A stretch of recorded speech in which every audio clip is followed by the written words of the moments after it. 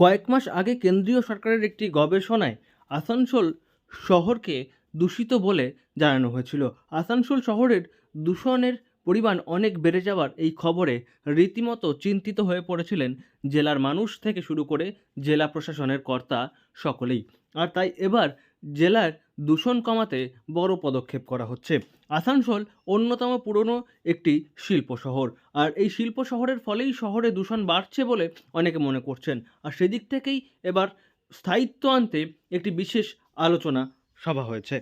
One news came just a few days ago, and I was shocked to read that news that our city Asansol is second from the last in the survey of pollution by Government of India. So we have to think regarding the pollution of the city as well as the industrial growth in this area.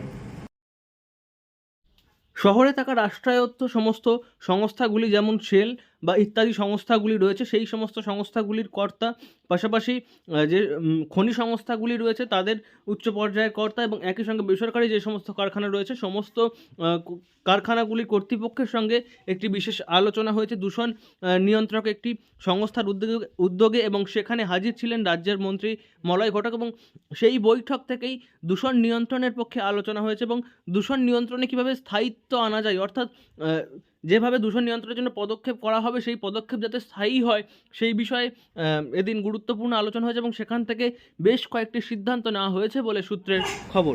Asansol is one of the oldest industrial city of our country, and once upon a time Asansol used to be compared as Rome of India. So at that time Rome of Germany was the industrially developed city in world, and Asansol used to be compared with Rome. আলোচনা সভায় অংশগ্রহণ করে মন্ত্রী মলয় ঘটক আসানসোল শহরের ভূমিকা সম্পর্কে বেশ কিছু গুরুত্বপূর্ণ তথ্য দিয়েছেন। তিনি জানিয়েছেন রাজ্য এবং দেশের অর্থনীতির ক্ষেত্রে কতটা গুরুত্বপূর্ণ ভূমিকা রাখে এই আসানসোল শহর।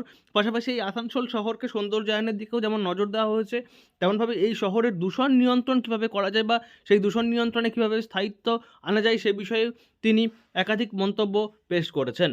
আসানসোল থেকে নয়ন ঘোষের রিপোর্ট, লোকাল 18 বাংলা।